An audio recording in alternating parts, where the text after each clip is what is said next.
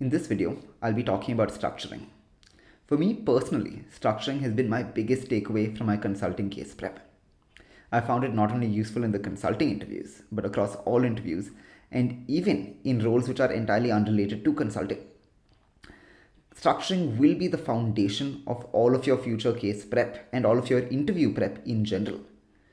Between the time you join B school and the time that the shortlist comes out is really the ideal time to get really good at structuring.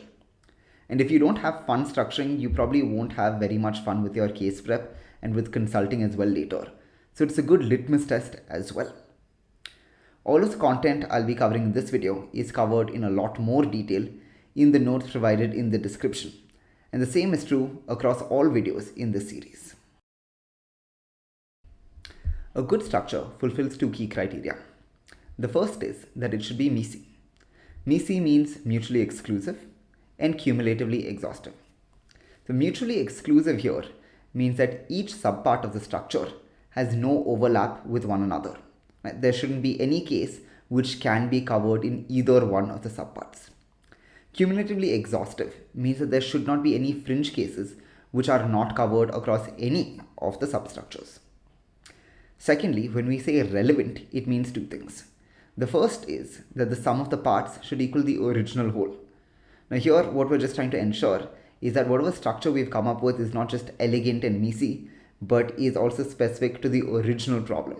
The sum of the parts should equal that problem and not some other task or problem. And secondly, each subpart should be solvable. The idea of breaking down one complex task into multiple smaller ones is that each one individually should be easier to approach or solve. If we've broken it down into something which is not solvable, that's not a great structure because it's not making it easier for us to actually solve the problem. Now that we know how to distinguish between a good structure and a not so great structure, the question is, how do we actually create these structures? For the most part, this is something that gets built up with practice and instinct. However, I do think that there is a good approach to structuring. For me, this consists of three parts. The first is classifying the task at hand.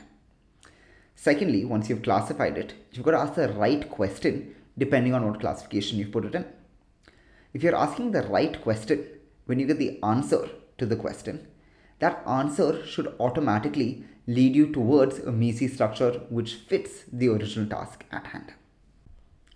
So let's have a look at a structure which helps us really get better at our approach to structuring itself. Now the tasks which we have at hand, I think, can be of two types. The first is one of issue identification, where we know that something isn't working as we expect it to, but our task is to identify what is wrong.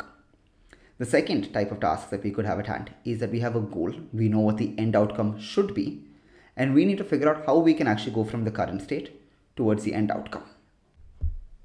We can further break down issues at hand into three types. One is where we have an issue with the final outcome. The second is where we have an issue with some step in the process being followed. Or the third is where we have an issue with some sort of asset and we need to find out what's wrong there. Now, when we're looking at the first one, which is an issue with an outcome, the outcome can generally be classified as some sort of a numeric value. This can be broken down in terms of a formula, where we're saying if this number or this outcome is too high or low or whatever is wrong with it, we can look at each individual variable in the formula, and that will help us identify what is wrong with the overall outcome. In the second case, when something seems to be wrong with an overall process being followed, intuitively we would map out each step of the process, which may be a customer journey, the overall value chain, or any other such process. If we look at each individual step in the process as each element of the substructure, that helps us analyze where the issue actually lies. In the third case, if we're trying to analyze the issue with an asset, it might be useful to break it down by stakeholder or element or property. For example, if we're talking about a product, we might want to break it down by, is the issue in the product coming up from person 1 or 2 or 3 who were involved in actually manufacturing the product? Or we might break it down by the constituent elements of the product. Or we might break it down by the properties such as smell, how it looks, how it sounds, and so on. In the second branch, when we're trying to arrive at a specific goal, there might be two different subtasks which we might have at hand. The first is where we have a specific task that we have to achieve.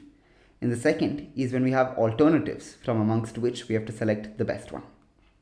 In the first case, where we have a specific task at hand, we might want to actually categorize the different approaches that we have, or categorize the different elements or actions involved in that specific task.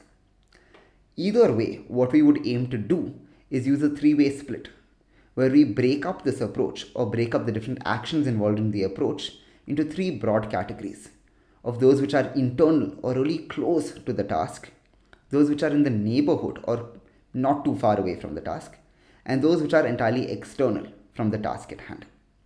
For example, if our task is to launch a certain kind of product into the market, we might say that internally we could try and build this product on our own.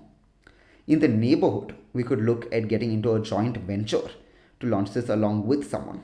Or externally, we could look at acquiring another company which is already making this type of a product. Finally, when we're looking to pick the best alternative available, we really here either already have information in terms of what our options are, or need to try to visualize all possible alternatives. In this case, depending on the context that you're in, either one of the previous four approaches would work, or you have to just visualize the distinct possibilities which exist and check to make sure that this is in fact MISI. In pretty much every case that I've solved or resolved later, I have been able to use at least one of the above five approaches in order to come up with structures throughout the case. However, depending on how you really use each of these classifications in the questions, you might find that there's a way to improve upon this overall structure of structures. And I would encourage you to start just asking yourselves all sorts of questions and trying to structure anything that comes to mind. Practicing this between the time you join B School and the time the shortlist comes out is going to make all the difference to how much fun you have solving cases and how good you get at structuring and solving cases. There is a lot more detailing available, not just on these structures, but also on all of the frameworks that I've generally found useful in the notes detailed below in the description. If this video or other videos in the series seem relevant and useful to you, do remember to like, share, and subscribe.